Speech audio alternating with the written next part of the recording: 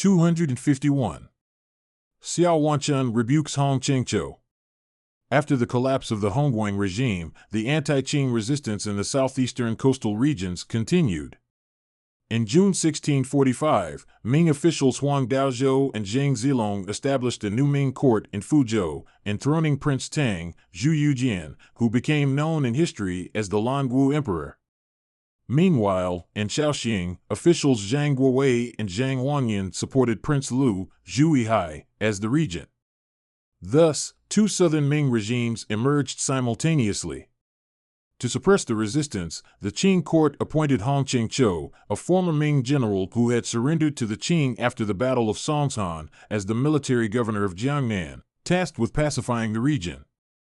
At that time, in Songjiang, modern-day Shanghai, a group of scholars was secretly organizing resistance against the Qing, led by Xia Yuni and Chen Zilong. Among them was Xia Yuni's 15-year-old son, Xiao Wanchun, who was also a student of Chen Zilong. Xiao Wanchun was well-read, skilled in poetry and prose, and, influenced by his father and teacher, joined the anti-Qing movement. However, a group of scholars alone was insufficient to form a militia. Xia Yuni's student, Wu Zhikue, was a general at Wusong and had a small military force under his command. They persuaded Wu Zhikue to join the resistance. Wu agreed and sent a vanguard unit to attack Suzhou. Initially, they made progress and entered the city, but Wu hesitated and failed to provide reinforcements in time. As a result, the vanguard was surrounded and annihilated, and Wu's main force was also defeated outside the city. Soon after, the Qing army besieged Songjiang.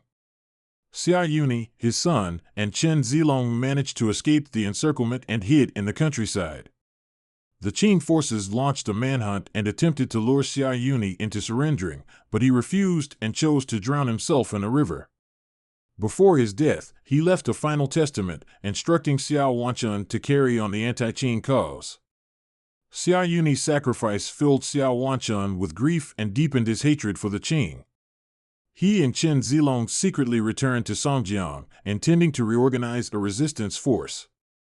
They learned that a militia, led by Wu Yi, was regrouping in Changbeiting, a part of Taihu Lake. Xiao Wanchun sold all his family property and donated the proceeds to the militia for military expenses. He then joined Wu Yi as a strategist. Additionally, he composed a memorial to the regent, Prince Liu, urging him to persist in resisting the Qing. Prince Liu, upon learning that the author was a young man, was greatly impressed and appointed Xiao Wanchun as a Zhongshu Sharon, a mid-ranking official in the Secretariat. Wu Yi's naval forces launched surprise attacks along the shores of Taihu, causing heavy losses to the Qing army. However, due to a traitor's betrayal, the resistance was crushed, and Wu Yi was killed in battle. A year later, Chen Zilong secretly plotted to persuade Wu Xingzhao, the Qing-appointed governor of Songjiang, to defect, but the rebellion failed. Wu was executed, and Chen Zilong was captured. Refusing to be humiliated, Chen broke free of his restraints and drowned himself while being transported to Nanjing. As Xiao Wanchun mourned the loss of his mentor, he was betrayed by an informant and arrested. The Qing army heavily guarded him and transported him to Nanjing.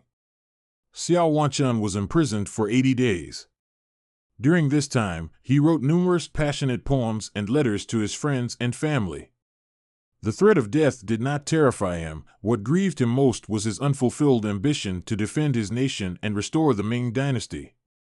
The Qing authorities began interrogating him, with Hong Chengqiu personally presiding over the trial. Aware of Xiao Wanchun's reputation as a young prodigy, Hong attempted to persuade him with leniency rather than force. He asked, "I heard that you wrote a memorial to Prince Liu. Is that true?" Xiao Wanchun held his head high and replied, "Indeed, it was written by my own hand." Feigning kindness, Hong Chengqiu continued, "You are still young and unlikely to have initiated a rebellion on your own. Surely, you were influenced by others. If you are willing to renounce your cause and pledge allegiance to the Qing, I can grant you an official position." Pretending not to recognize Hong Chengqiu, Xiao Wanchun sneered, "I have heard of a certain Mr. Hong Hengjiu, Hong Chengqiu's courtesy name, a great and heroic figure. During the Battle of Songsan, he sacrificed himself for the country, shocking the world. I admire his loyalty and integrity. Though I am young, I would rather die for my nation than fall behind such a noble man." These words left Hong Ching-cho speechless and sweating profusely. The soldiers nearby, believing that Xiao Wanchun truly did not recognize Hong, whispered, "Watch your words. The man before you is Lord Hong himself." Xiao Wanchun spat and retorted, "The true Mr. Hong perished for his country, and all under heaven know of his sacrifice. Even Emperor Chongjin personally held a memorial ceremony for him, and the entire Ming court wept in mourning. How dare you traitors impersonate a martyr and tarnish his righteous spirit?" He then pointed at Hong Ching-cho and unleashed a tirade of insults. Humiliated and enraged, Hong Ching-cho's face turned ashen. Unable to continue the trial, he slammed the gavel and ordered the guards to drag Xiao Wanchun away. In September 1647, the 17-year-old hero was executed in Shishir, Nanjing. His friends retrieved his body and buried him beside his father in Songjiang. To this day, their shared tomb remains in the western part of Songjiang, a testament to the bravery and sacrifice of the father and son. 252. Zhang Qinggong recaptures Taiwan. After the Languo Emperor established his regime in Fuzhou, his minister Huang Daozhou, a staunch patriot, was determined to help the emperor launch a northern expedition against the Qing. However, Zhang Zhilong, who held military power, was more concerned with preserving his own strength and refused to send troops. A year later, when the Qing army advanced into Fujian, they sent envoys to persuade Zhang Zhilong to surrender. Tempted by wealth and status, Zhang Zhilong abandoned the Languo Emperor and defected to the Qing, leading to the collapse of the Languo regime. Zhang Zhilong had a son named Zhang Qinggong, a 22-year-old young general from Nannan, Fujian. When his father surrendered, Zhang Qinggong made every effort to dissuade him. But seeing that his father was determined to submit, he left in anger and fled to Nanao Island, where he recruited several thousand men and vowed to resist the Qing. The Qing court, recognizing Zhang Qinggong's military talent, repeatedly tried to persuade him to surrender, but he refused every time. They even sent his younger brother with a letter from Zhang Zhilong, urging him to yield. His brother warned him, "If you do not surrender, father's life may be in danger." Zhang Qinggong remained resolute and wrote a letter cutting ties with Zhang Zhilong. Over time, Zhang Qinggong's forces grew stronger. He established a navy in Xiamen and allied with the anti-Qing general Zhang Huangyan. Leading a fleet of 170,000 men, they sailed up the Yangtze River and launched a two-pronged attack on Nanjing, reaching the city's outskirts. However, the Qing army deceived him with a false surrender, luring him into a trap. Falling for their ruse, Zhang Qinggong suffered a defeat and retreated to Xiamen. Upon his return to Xiamen, he found that most of Fujian had fallen to the Qing. The Qing implemented a blockade, forcing coastal residents in Fujian and Guangdong to withdraw 40 miles inland to cut off supplies to Zhang's forces and starve them into submission. Facing severe difficulties in recruiting troops and securing provisions, Zhang Qinggong decided to shift his focus to Taiwan. Taiwan had been part of China's territory since ancient times. However, during the late Ming Dynasty, the Dutch, taking advantage of the weakened Ming administration, occupied Taiwan's coastline, built fortresses, and imposed heavy taxes on the local population. The Taiwanese people frequently resisted but were brutally suppressed by the Dutch invaders. As a youth, Zhang Qinggong had visited Taiwan with his father and personally witnessed the suffering of its people. He had long harbored the desire to reclaim the island. Now, he resolved to expel the invaders and ordered his troops to build ships, gather supplies, and prepare for the crossing. At this time, He Tingbin, a former interpreter for the Dutch army, arrived in Xiamen to meet Zhang Qinggong. He urged him to reclaim Taiwan, explaining that the Taiwanese people had long suffered under Dutch oppression and were eager to rebel. He assured Zhang that if his army landed, the people would support him in driving out the enemy. He Tingbin also presented a map of Taiwan, detailing the Dutch military defenses. With this valuable intelligence, Zhang Qinggong became even more confident in his campaign. The expedition to Taiwan. In March 1661, Zhang Qinggong ordered his son, Zhang Jing, to remain in Xiamen with part of the army while he personally led 25,000 troops aboard hundreds of warships, setting sail from Jinmen. Braving strong winds and rough seas, they crossed the Taiwan Strait and briefly stopped in Penghu to rest and prepare for the assault on Taiwan. Some soldiers, hearing of the formidable Western cannons, expressed fear. Zhang Qinggong, placing his own ship at the front of the fleet, reassured them, "The Dutch red-haired cannons are nothing to fear. Just follow my lead." The Dutch invaders, upon learning of Zhang's imminent attack, panicked. They concentrated their forces in Fort Zeelandia, near modern Tainan, and Fort Provincia, in present-day East District, Tainan. To block Zhang's landing, they sank numerous old ships at the harbor entrance. Zhang Qinggong ordered He Tingbin to navigate the fleet through the shallow waters of Lurimen during high tide, successfully landing on Taiwan. The battle for Taiwan. As news spread of Zhang Qinggong's arrival, the Taiwanese people flocked to welcome their liberators, bringing carts of supplies, water, and tea to aid the troops. In contrast, the Dutch officers, pale with fear, hastily dispatched over 100 soldiers to attack. At Zhang Qinggong's command, his troops swiftly surrounded and annihilated them, killing a Dutch general and scattering the enemy forces. The Dutch then deployed their largest warship, Hector, in an attempt to halt the invasion. The massive vessels sailed menacingly towards Zhang's fleet, attempting to block further landings. Calm and composed, Zhang Qinggong commanded 60 warships to encircle Hector. Though smaller, his ships were highly maneuverable. At his signal, all 60 vessels opened fire simultaneously. Hector was struck repeatedly, igniting into a blazing inferno that lit up the sea. As it slowly sank, 3 other Dutch ships, seeing the dire situation, turned and fled in terror. Having suffered a crushing defeat, the Dutch forces retreated into their 2 fortresses, avoiding open battle. Meanwhile, they secretly sent envoys to Batavia, modern Jakarta, for reinforcements while also dispatching diplomats to Zhang Qinggong's camp, offering 100,000 taels of silver in exchange for his withdrawal. Zhang Qinggong sternly rejected their offer, declaring, "Taiwan has always been Chinese territory. Reclaiming our land is only rightful. If you refuse to leave, we will drive you out." He dismissed the Dutch envoys and launched an assault on Fort Provincia. The defenders resisted fiercely, making the fortress difficult to capture. A local resident suggested that the fortress's water supply came from outside the city. Cutting off the water source would force the defenders into chaos. Zhang Qinggong followed this strategy, and within 3 days, the Dutch defenders surrendered. Meanwhile, the Dutch forces in Fort Zeelandia attempted to hold out, hoping for reinforcements. Zhang Qinggong decided to besiege the fortress, gradually tightening his grip. After an 8-month blockade, he launched a final assault. Trapped and hopeless, the Dutch raised the white flag.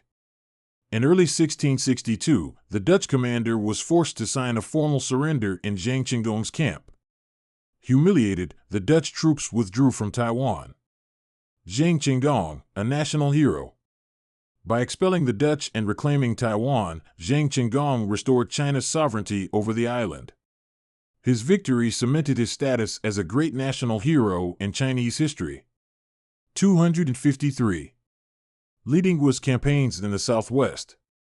After the successive downfall of the Longwu and Prince Lu's southern Ming regimes, the Qing army advanced into the southwest in 3 directions.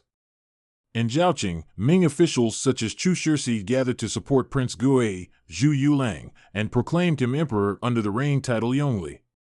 He is known in history as the Yongli Emperor. In November 1647, Ming general He Tingjiao, with the support of remnants of the Daoshan army, inflicted a major defeat on the Qing forces in Xuanzhou. At the same time, Chu Shixi repelled the Qing attack in Guilin, greatly boosting the morale of the southern Ming resistance. However, internal discord within the Prince Gui regime weakened its ability to sustain these victories, and soon, the Qing occupied Huguang, modern Hunan and Hubei, and Guangxi. 2 years later, He Tingjiao was captured and executed in Xiangtan, and Chu Shixi was also killed after Guilin fell to the Qing. At this critical moment, Li Dingwa, leader of the Dashi peasant army, took on the responsibility of continuing the anti-Qing struggle in the southwest, leading resistance efforts for over a decade. Li Dingwa's early years and rise to command. Li Dingwa was one of the four most formidable generals under Zhang Xianzong and was also his adopted son. The eldest of Zhang's adopted sons was Sun Kuang, followed by Li Dingwa. After Zhang Xianzong was killed, Sun Kuang and Li Dingwa led the remaining 50,000 to 60,000 troops south into Guizhou and Yunnan. They offered to ally with the Yongle Emperor in resistance against the Qing. After much deliberation, the emperor, recognizing the dire situation, had no choice but to rely on the Dashi army. He appointed Sun Kuang as the Prince of Qing. However, Sun Kuang was an ambitious and self-serving leader. He exerted complete control over the emperor, ruling over Guiyang with arrogance and tyranny while neglecting the fight against the Qing. In contrast, Li Dingwa remained dedicated to the anti-Qing cause. He spent a year in Yunnan training 30,000 elite troops, producing weapons and armor, and even forming a war elephant corps using trained elephants. Once his forces were well prepared, he launched a campaign against the Qing. A resurgence of southern Ming victories. Li Dingwa's army was highly disciplined and motivated. Marching from Yunnan and Guizhou, they pushed eastward into Hunan, achieving consecutive victories and reclaiming several strategic towns. They then launched a three-pronged attack on Guilin. The Qing commander, Kong Yud, sent troops to resist but faced immediate desertions among his ranks. Forced to personally lead his troops at Yingguan, Kong found himself against a formidable southern Ming force, with towering war elephants at the front and fierce soldiers advancing behind them. As the elephants charged and bellowed, the Qing cavalry's horses panicked and scattered in disarray. Adding to the chaos, a thunderstorm suddenly erupted, with lightning flashing across the sky. Seizing the moment, the elephants stormed the enemy lines, and the Ming troops charged forward, utterly decimating the Qing forces. Realizing the battle was lost, Kong Yud retreated into Guilin and sealed the city gates. Li Dingwa's forces laid siege, launching relentless assaults day and night. As Kong personally took up the city's defense, he was struck in the forehead by an arrow. Soon after, he received word that the northern hills outside the city had fallen to Li's forces. Seeing no escape, he set fire to his own residence and perished in the flames. With Guilin secured, Li Dingwa divided his forces to eliminate lingering Qing resistance while also stabilizing the region, restoring order for the local populace, and welcoming back southern Ming officials who had fled into the mountains. At a banquet held by the Qixing, he addressed the gathered officials. The situation today is much like the final years of the Southern Song dynasty. You all admire Wen Tianxiang, Lu Xiufu, and Zhang Shiji for their unwavering loyalty.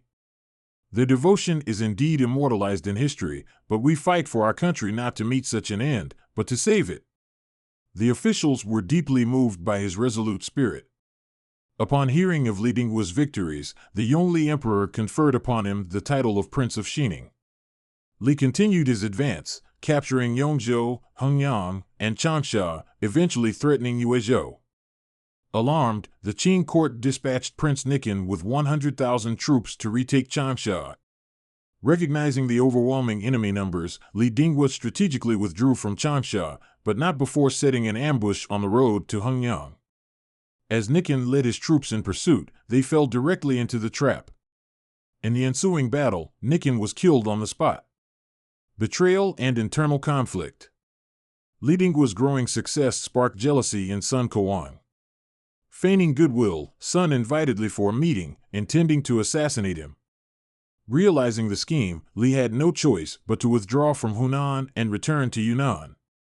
Sun, seeking to elevate his own reputation, personally led an offensive against the Qing but suffered a disastrous defeat. Hungry for power, Sun Kuang attempted to coerce the Yongle Emperor into abdicating. Knowing that Li Dingwa stood in the way of his ambitions, he gathered 140,000 troops and launched an attack on Yunnan. However, his soldiers, resentful of his treacherous ways, defected en masse to Li Dingwa's side. Sun Kuang's forces completely collapsed. Fleeing to Guiyang, he was met with opposition from the local garrison. With no other options, he defected to the Qing in Changsha. With Sun Quan's betrayal, the southern Ming regime suffered a critical blow. In 1658, Qing forces, led by the defectors Wu Sangui and Hong Chengqiu, launched a three-pronged offensive against Yunnan and Guizhou. Li Dingwu mounted a fierce resistance, but was ultimately forced to retreat to Kunming. In panic, the Yongle Emperor and his court fled to Burma. Li Dingwu's final years and legacy. Even after the emperor's retreat, Li Dingwu continued his resistance along the Yunnan border, regrouping his forces and striking at the Qing.